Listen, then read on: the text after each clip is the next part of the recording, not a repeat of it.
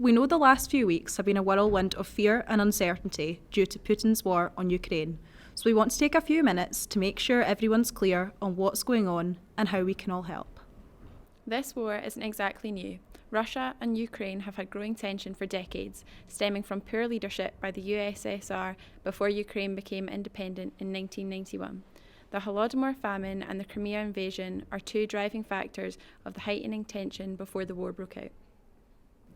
The Holodomor famine, spanning 1932 to 1933, was a man-made famine that killed 3.9 million Ukrainians.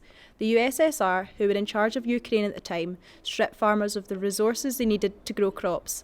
This famine has come to be recognised as a genocide by most countries because of its devastating effects on Ukraine. The famine follows many USSR attempts to destroy Ukraine and its culture.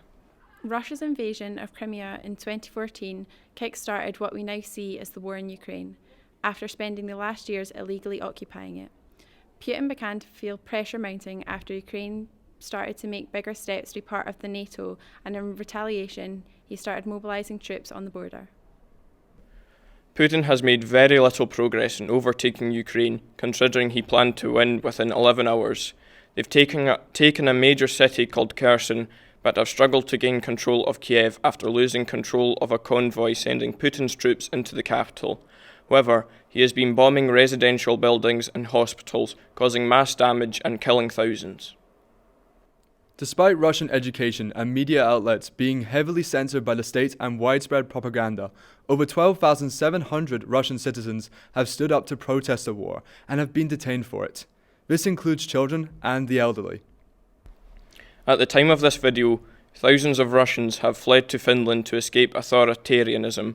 More than 2,000 Ukrainian citizens have been killed, and 2 million refugees have fled mainly to Poland, but also Romania, Moldova, Slovakia, Hungary, Bulgaria, the Czech Republic, and Germany.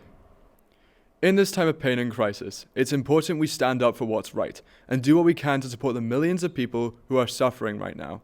Our visions and values, being compassion, respect, and resilience, have never painted a clearer picture of how we need to act in the coming weeks.